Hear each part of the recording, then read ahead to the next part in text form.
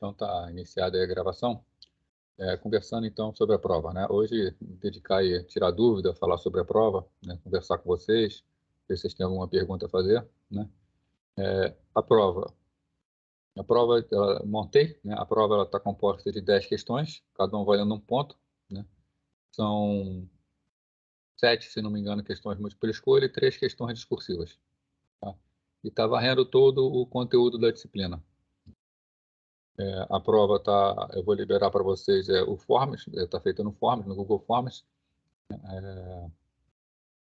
E, como eu vou falar, a determinação, então, da universidade é que a prova seja feita no horário da aula, né?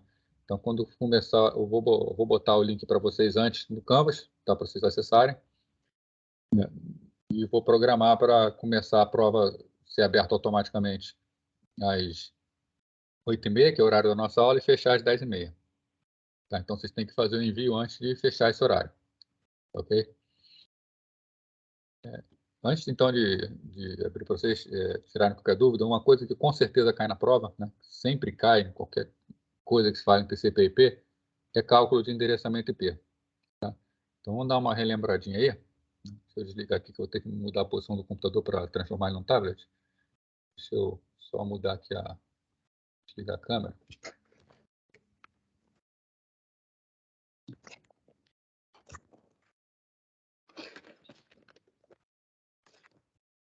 Consigo fazer funcionar. Vamos fazer um seguinte exercício aqui, tá? Vou imaginar o seguinte: que um administrador, por exemplo, tenha recebido a rede, tá? Eu estou sem muita visão, tá, de vocês. Então, se alguém tiver qualquer dúvida, precisar falar alguma coisa, abre o microfone aí e fala, ok? Então, vamos imaginar a seguinte situação: um determinado administrador, né, recebeu um endereço de rede. Tá muito legal, não. Mais uma vez aqui. Recebeu o endereço de rede.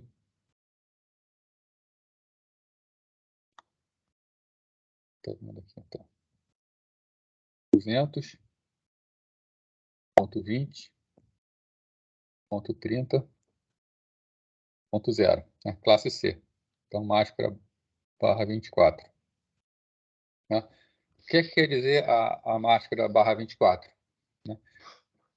A máscara /24, né, nós temos que a máscara de rede eu vou escrever com mouse, a canetinha não está funcionando não. A máscara de rede é 255, né? Então 255, 255,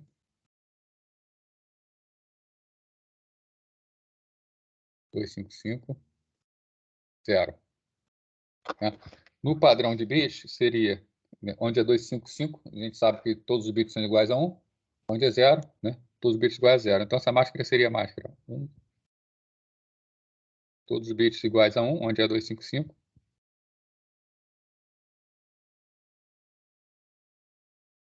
E o restante é 0.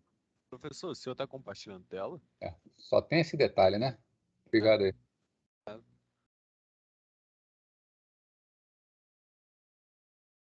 Agora sumiu para mim. Agora estão vendo, né? Agora tá. Olha a nossa aqui. Relaxa, relaxa. Então vamos lá. Então, repetindo aí, né? Supondo que o administrador tem esse endereço aí, 200.20.30.0, né? Máscara 24. E então, se é uma rede classe C com barra 24, a máscara é 255.255.250, né? E em bit, temos 24 bits 1 e os 8 últimos bits como 0. Né? E o administrador dessa rede, ele recebe a seguinte situação: ele precisa dividir essa rede, tá? Que é uma rede uma subrede inteira, ele precisa dividir em 8 subredes.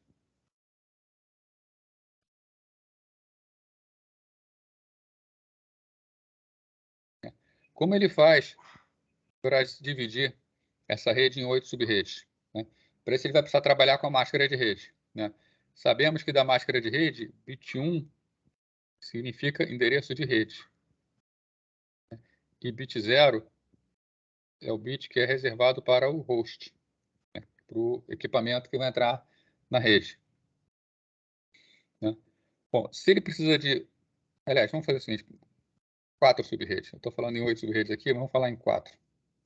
Tá? Vai simplificar nossas contas aqui, para depois poder expandir esse exercício. 4 subredes, né? Se ele quer criar 4 subredes, o que ele precisa fazer? O que é máscara, o que é bit 1 da máscara não pode ser alterado, porque se ele alterar o bit 1 da máscara para bit 0, ele está criando o que a gente chama de super rede. Ele está pegando o endereço base de rede e expandindo, né? Por exemplo, esse endereço 220.30.0.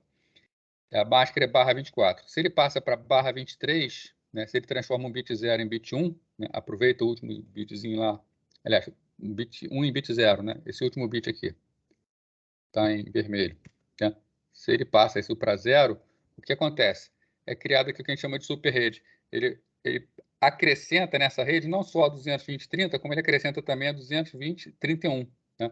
Então, se ele faz isso, ele aumenta a rede e a rede passa de 220.30.0 para 220.31.0 também, tá? Ele junta uma outra rede com a dele, né? Bom, se ele só recebeu da 200.20.30, ele não pode angariar outra rede, senão ele vai estar pegando rede de outra organização, né? Então, o que a gente faz... Opa, cadê o apagador? O que a gente faz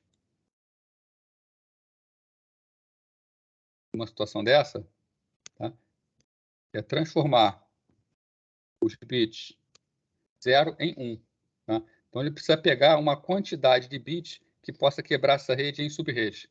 No caso, está querendo o quê? 4 subredes, né?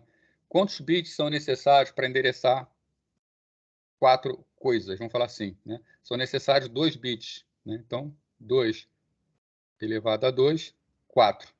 Né? Então, a gente vai precisar pegar 2 bits do campo de endereçamento de hosts, né? Com isso, quando a gente pega 2 bits, nós vamos ficar com a primeira parte da máscara indicando quem é a rede, né?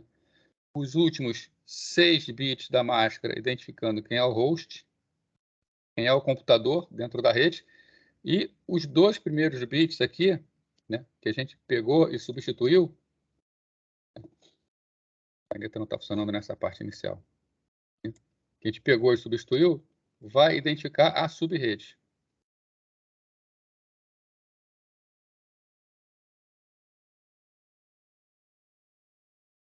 Tá ok por enquanto essa parte aí? Alguma dúvida aí? Estou tendo dúvida, vai falando, né? Bom, então se nós precisamos de 4... Oi, pode falar. Então, se nós precisamos de 4 subredes, né, precisamos pegar 2 bits do campo de host, né? Isso significa que qual vai ser a nossa nova máscara de rede para isso? Qual vai ser a máscara que nós vamos poder utilizar, né? A máscara vai ser representada por os bits originais da rede, 2 bits que vão ser convertidos de 0 em 1, e os restantes mantidos como 0. Né? Então, nós roubamos da nossa máscara de rede 2 bits para endereçar as subredes. Né?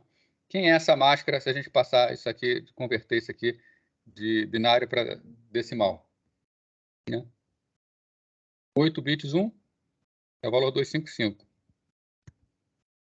8 bits 1, valor 255. Né? Mesma coisa aqui, 255. Né? E qual é o valor desse último bit, desse último campo? Né? O bit 1 mais à esquerda representa o valor 128.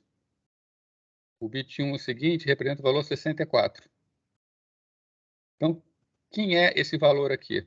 Esse valor é 128 mais 64. Né? 128 mais 64 vai ser igual a quanto? 192.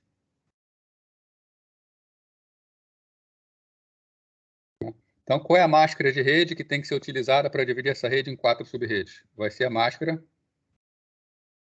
255, 255, 255, 192.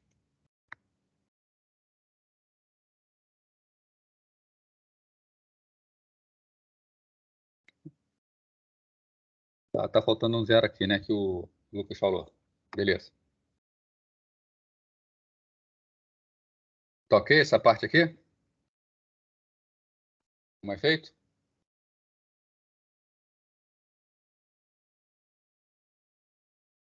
Tá, o Jonas está perguntando, né, como é que foi que cheguei nesses 24 números que não representa a rede, tá? Isso é a definição de máscara de subrede, tá, Jonas? A máscara de subrede, ela é jogada contra o endereço. Então, por exemplo, esse endereço inicial que a gente usou aí. Vou mudar a cor aqui para. A gente usou inicialmente o endereço 220.30.0, né? 200.20.30.0. Quando a gente bota barra 24, o que é esse barra 24? Barra 24 está dizendo que eu tenho uma máscara de rede com 24 bits 1. Né? Então, 24 bits 1 quer dizer, né, essa sequência que nós temos aqui, né? 255, 255, 2550. Né? Jogando isso contra o endereço IP, 255, 255, 255, 0. Está dizendo que a primeira parte do endereço identifica a rede. E a última parte do endereço identifica quem é a máquina dentro da rede. Né? Então, isso aqui quer dizer que essa rede ela varia dos endereços 220.30.0 até o endereço 220.30.255.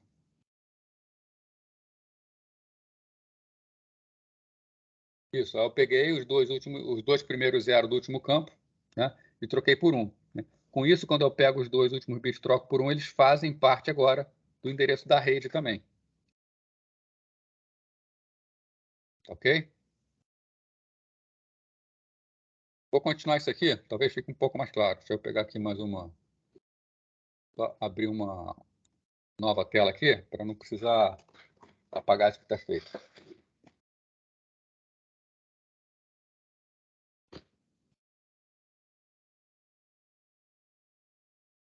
Só posso recorrer àquela.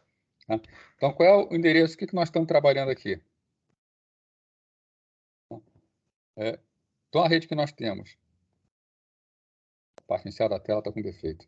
Acabei de descobrir agora. 220.30.0. É a nossa rede base. Só que essa rede ela foi quebrada em 4 sub-redes. Né? Foi quebrada em 4 sub-redes por quê? Nós estamos com a máscara, né, que a gente acabou de ver lá do outro lado. 255, 255, 255, 192. Essa máscara, né, esse final 192, está representando o quê? 2 bits 1 e 6 bits 0. Estão indicando que temos 4 sub-redes. Né? Quem são essas 4 sub-redes? Essa rede original, ela ia dos endereços 220.30.0 ao endereço 220.30.255. Tá? Essa é a rede original, é toda a faixa. Agora ela está quebrada em 4 sub-redes. Quem são essas 4 sub-redes? Né? Bom, de imediato, tem várias maneiras de chegar nessas 4 sub-redes. Né? A maneira mais fácil. Aqui nós temos uma faixa de 256 endereços. Né? Se nós temos aqui 256 endereços e foi quebrado em 4 sub-redes, né? Se eu divido isso aqui por 4, eu vou ter a quantidade de equipamentos em cada sub-rede. Né? 256 dividido por 4 vai dar 64 endereços em cada sub-rede.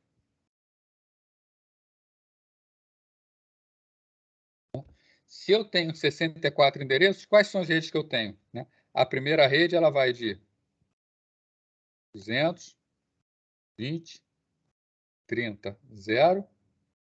A que endereço? Se são 64, ela vai do 0 ao 63. Então, ela vai até o 220.30.63. E por aí vai. Então, se são 4 redes, essa é a primeira. A segunda vai ser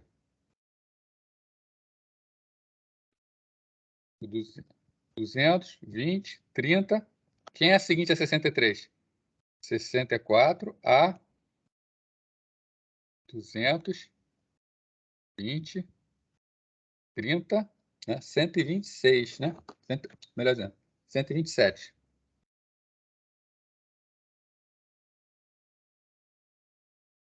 Criando a terceira rede, que é 200, 20, 30, 128,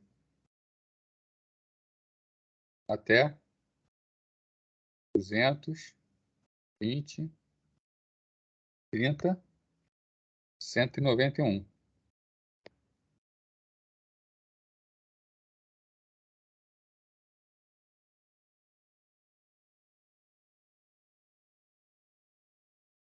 Uma quarta subrede que vai ser 200, 20, 30, 192, até 200, 20, 30, 255.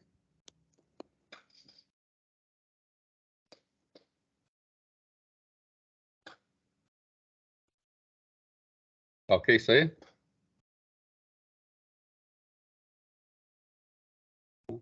Se a gente parar para perceber, algumas coisas ficam um pouco óbvias aqui, né? Se nós temos que o endereço da rede no último campo, brigando aqui com essa canetinha,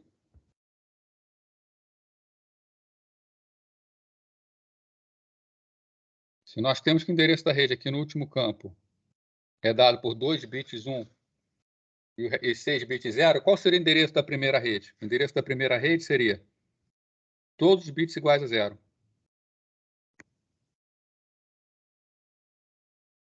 Que é a quê? É o decimal 0.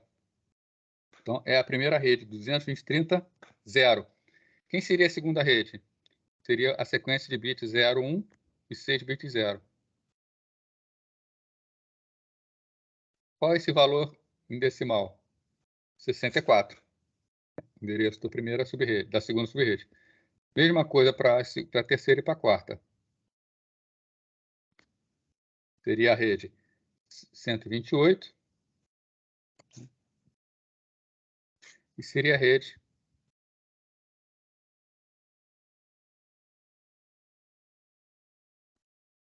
192. Seria outra forma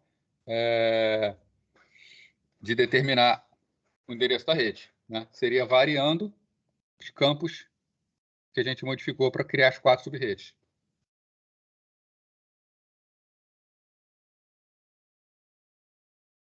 Ok, isso aí? Pode ir para frente?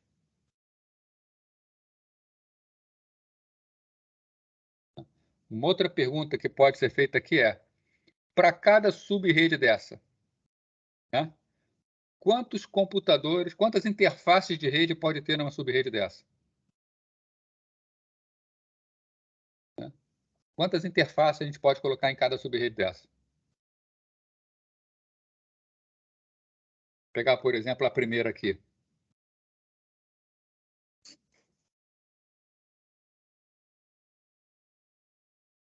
Quantas interfaces podemos colocar aqui? Né?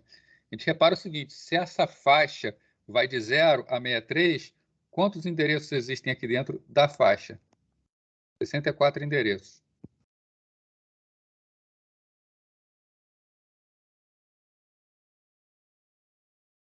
Né? Se são 64 endereços, né, a princípio poderiam ser 64. Né? Só que nós temos o seguinte, o primeiro endereço, né, o endereço que é o 220.30.0, é um endereço de rede. É o que identifica a rede. É utilizado pelos algoritmos de roteamento. Não pode ser dado para nenhum equipamento. Tá? E o último endereço, né, que está aqui, o endereço 220.30.63, é o endereço de difusão. Então, sempre que a gente cria uma subrede, o primeiro endereço e o último endereço eles não podem ser utilizados, né? Então, se cada uma dessas sub-redes tem 64 endereços, né, quantas interfaces podem ser colocadas em cada sub-rede? Até 62 interfaces. Se for uma sub-rede com acesso à internet, uma dessas 62 vai ter que ser a interface do roteador, né? Então, se nós temos, por exemplo, 64 endereços, um vai para endereço de rede, um vai para endereço de fusão e um vai para endereço do roteador, né? Sobram aí 61 endereços para colocar computadores. Ok, isso aí? Alguma dúvida? Vamos lá, agora é a hora, hein?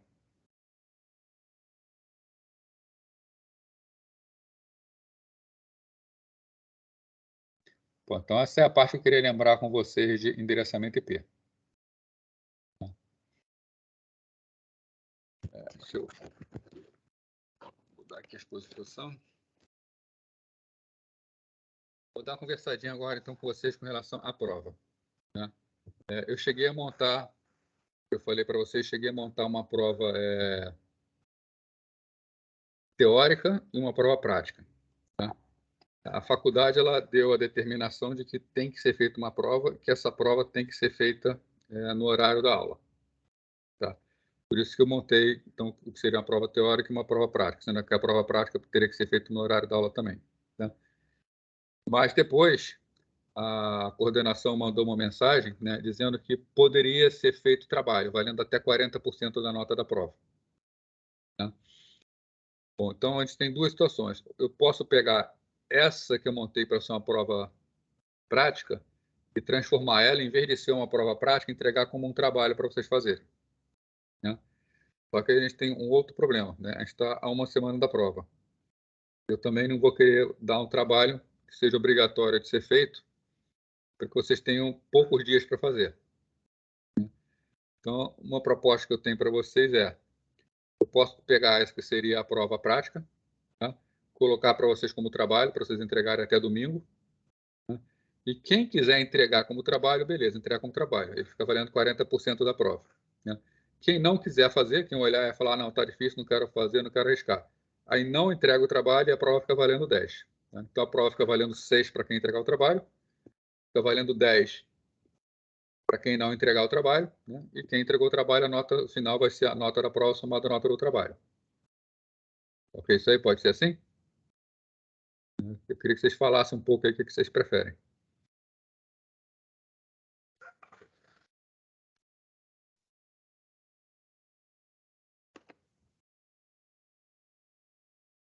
Não, tem que ser até o domingo dessa semana, né?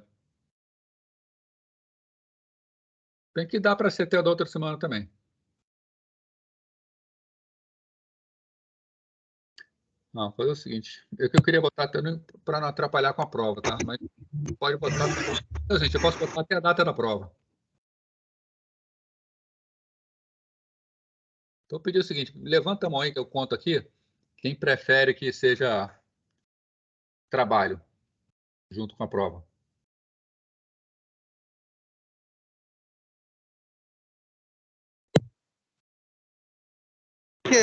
Quando você fala trabalho junto com a prova, você está falando as duas entregas juntas? Não, eu já coloco amanhã o trabalho para vocês e vocês fazem ele e entregam. No dia da prova faz só a prova. Aí a prova tem que ser feita.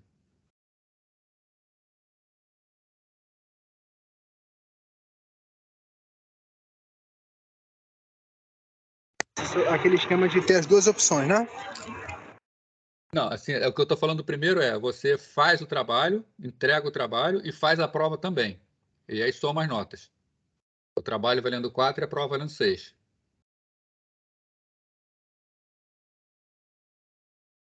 Então, 10 preferiram essa opção, tá? Pedir o pessoal baixar a mão aí, né? Aí a segunda opção, 11, né? Chegou a 11, tá? A segunda opção seria ter no dia fazer uma prova prática ou uma prova teórica, né? Que seria esse trabalho que eu passei. Aí você escolheria um dos dois para fazer. Aí quem prefere essa opção, levanta a mãozinha aí. Acho que é mais complicado, né?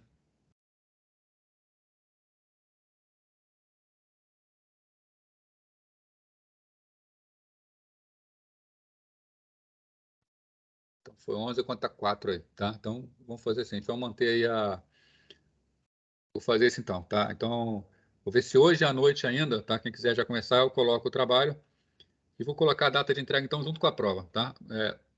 Eu, se fosse vocês, entregaria antes, né? Faz logo esse trabalho, entrega logo isso aí, porque para não ficar conflitando, tendo que fazer trabalho junto com a semana de prova da semana que vem, né?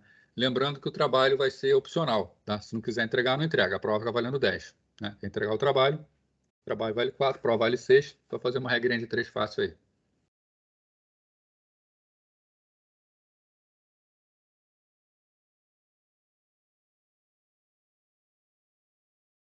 Bom, agora estou à disposição aí. Alguém quer fazer alguma pergunta? A gente aproveitar o dia para tirar dúvidas.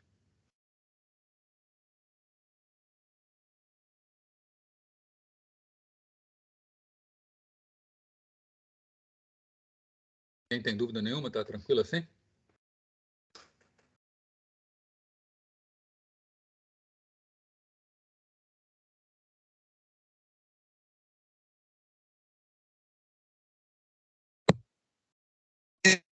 Fazer?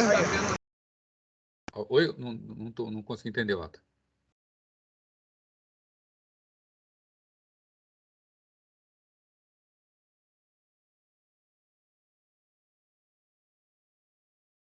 A prova está com 7 questões múltipla escolha e 3 questões discursivas. Eu tô pegando um ônibus, tô saindo da faculdade que teve um seminário hoje, tá mó barulho. Mas eu não entendi, qual foi a opção então que ficou? Eu vou disponibilizar daqui a pouquinho o trabalho para você, a prova que seria a prova prática, para vocês entregarem como sendo trabalho, né? Esse trabalho vale 4 pontos e a prova está valendo 6 pontos, né? Sendo que o trabalho é opcional. Quem não quiser fazer o trabalho, faz só a prova com a prova valendo 10 pontos. Ok?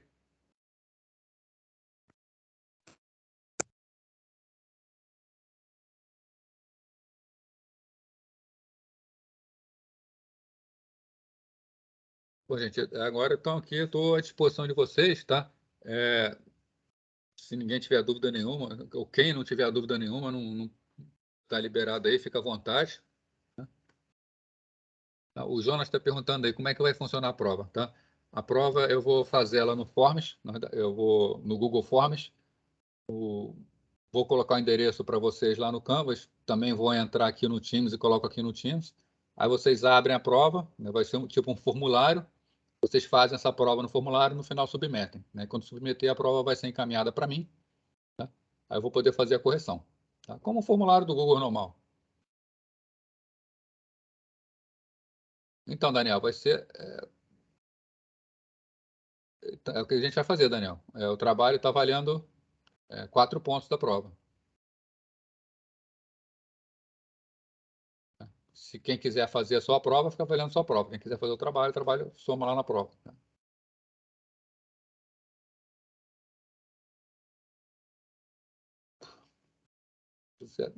A regra, eu não estou lembrado da regra direita. A regra fala que tem que ser no mínimo 5, né? 4.9 eu passo para 5, Eduardo. Manda um e-mail para me lembrar que eu acerto isso lá.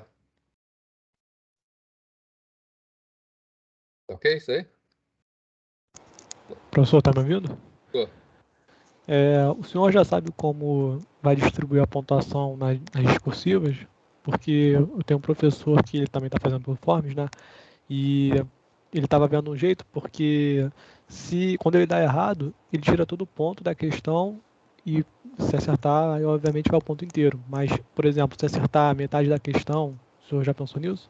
Não, mas quem vai corrigir é você, não vai ser o Forms, não. Né? Aí eu vou dar o ponto. Ah, entendi. Tá? Aí não vai ter problema, não. Também. Eu tive um professor que ele dava um quadro de correlacione, deu uma prova, um quadro de correlacione, onde tinham, cara, eu acho que ia até a letra J, acho que eram 10 opções na esquerda e 10 na direita que tinha que correlacionar todas.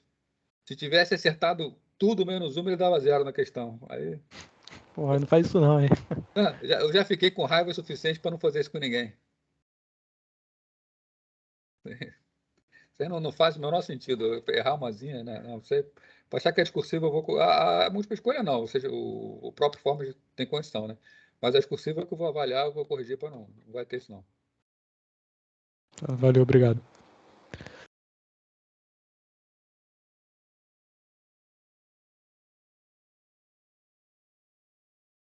Olha, a prova aqui, vou pegar ela aqui.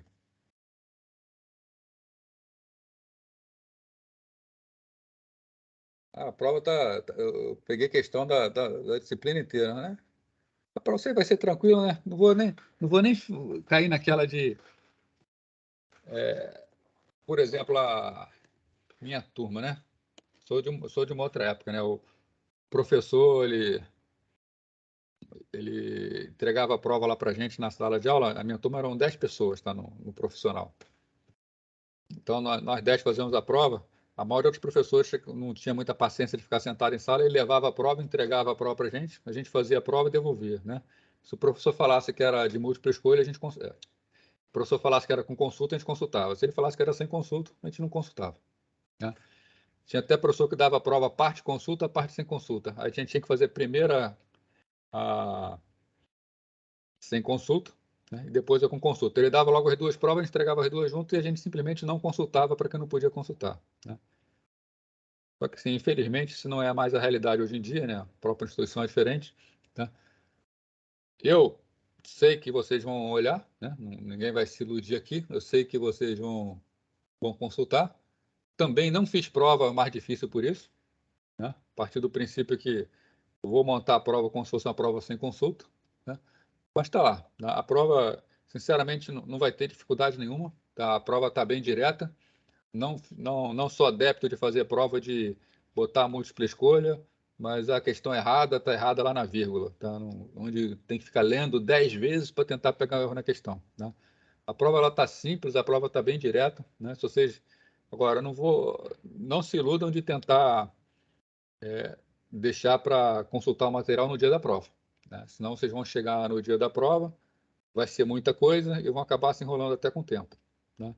O conselho que eu dou para vocês: dá pelo menos uma lida na disciplina antes, né? Dá uma estudadinha, vê o conteúdo, tá? A prova não está difícil, mas também não quer dizer que dá para fazer sem ter estudado antes. Mas, assim, dê uma lidinha antes, dê uma estudada, consultou na hora, tá? Não vai ter dificuldade nenhuma, tá? O objetivo dessa prova não é complicar ninguém.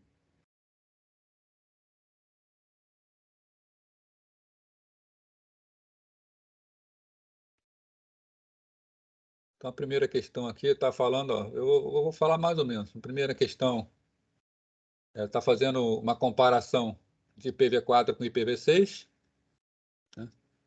A segunda questão é uma questão que envolve cálculo de endereçamento de rede, né? A terceira questão, deixa eu dar uma lida nela aqui, é sobre o funcionamento do protocolo TCP. A quarta questão são feitas afirmações sobre o protocolo UDP, para dizer qual é verdadeira, qual é a falsa, né?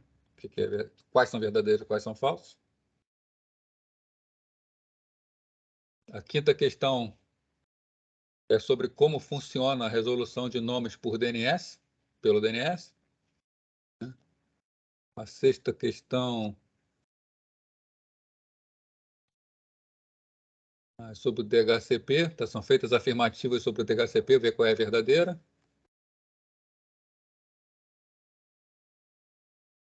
A sétima questão é sobre o funcionamento de um roteador, repasse, roteamento, essas coisas.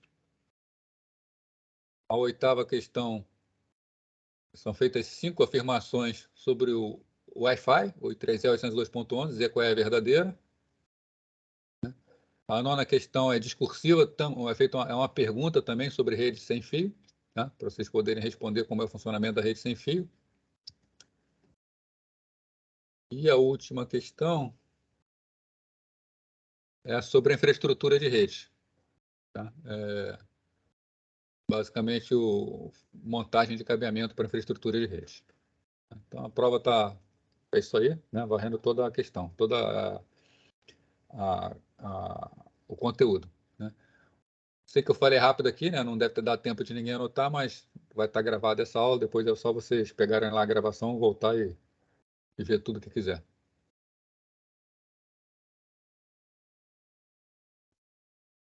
Uma outra pergunta ainda? Então, já praticamente entreguei a prova para vocês aí, tá? A prova está tranquila, né? E é isso que vai cair.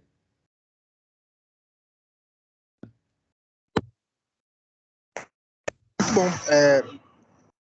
Não pense que não é todo mundo que vai consultar, não. Eu vou fazer a partir do que a gente viu em sala, de verdade. Oi? Eu vou fazer a partir do que a gente viu em sala. Ah, não, mas a prova está montada nisso, né? Não vou ficar cobrando o que eu não mostrei para vocês, né? Não tem sentido, né? Embora eu tenha recomendado que vocês dessem uma lida lá no livro, que o livro ia aprofundar bem mais, eu não entrei nesse detalhe para a prova, não. Tá? Assim, é difícil também, eu sei que online a gente perde um pouco, né? É mais complicado. Assim, não só para vocês é mais difícil a interação de poder entender a disciplina, né? A gente sabe que na sala de aula fica mais fácil, dá para se concentrar mais. Também no lado do professor também é bem mais difícil. Dar aula assim, eu falando para uma tela, sem interagir com pessoas, né? Porque a feição do aluno diz muito, né? O que eu estou falando, eu não sei o que está passando na cabeça de vocês, né? Claro que na sala de aula também é difícil saber o que está passando na cabeça, mas pela própria feição, pelo comportamento, a gente tem noção de como está indo, se a disciplina está rolando bem ou não, né? Ensinar assim à distância é bem mais difícil, é muito complexo, né? Sem ter essa interação.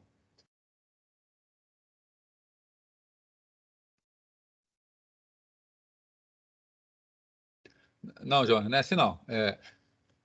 Foi A muito prova teórica produtivo. vai precisar fazer no dia sim, de qualquer maneira. Tá? Não tem como fugir disso. Isso aí é norma lá da Veiga, a gente vai cumprir essa norma.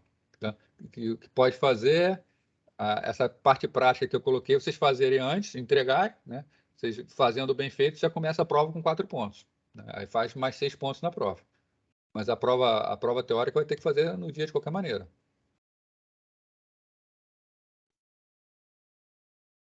Hein, professor? Oi? Eu só ia comentar que, por mais que tenha sido online a disciplina, eu achei ela muito construtiva, tá? Na verdade, eu acho que até a disciplina que você selecionou, online, mesmo sendo online, eu acho que foi muito mais produtiva até do que se fosse num laboratório ou numa sala de aula. Eu gostei muito de Redes 2, até porque eu já tive a oportunidade de fazer Redes 2 presencial e eu tive que trancar por N motivos, mas aqui eu me senti muito mais inteirado na matéria do que quando foi presencial, tá? Mas assim, mas se a gente tivesse, por exemplo, num laboratório, né, vocês poderiam estar fazendo junto comigo, eu poderia estar olhando o erro, né? Seria, sei lá, eu acho que daria para aproveitar melhor, mas enfim, foi feito o esforço, né, para que você pudesse passar o máximo para vocês.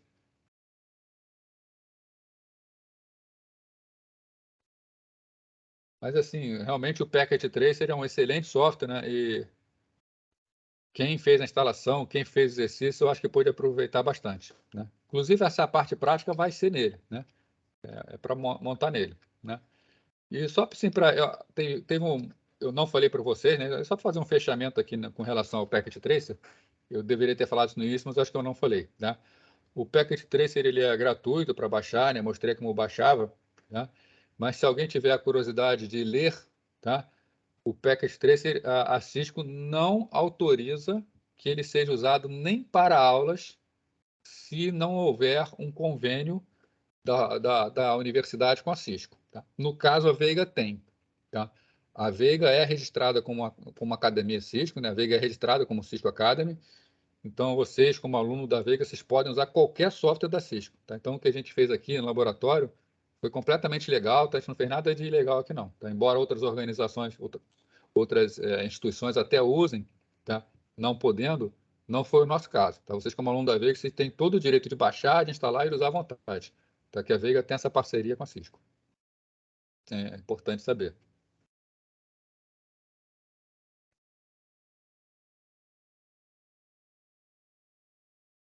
Mais alguma coisa aí?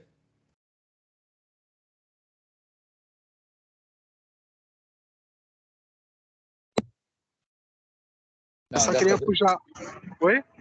Não, que o Daniel está falando que o FBI não vai bater na porta, mas dessa vez não. Dessa vez está dentro. Fala aí, Otto. Queria falar alguma coisa? Professor, só queria puxar o saco mais um pouco. Mas brincadeira, só brincadeira. Para você ver como essa matéria foi construtiva para mim nesse semestre, eu estou aplicando o que a gente aprendeu em aula no meu trabalho e isso está sendo bem interessante, tá? Eu só estou falando isso para que, de fato, mesmo sendo online, a utilização do Package Tracer e também a didática do professor foi tão agregador quanto se fosse presencial, tá? Olha, obrigado aí.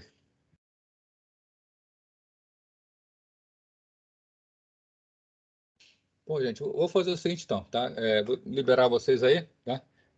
Vou ficar online aqui, né?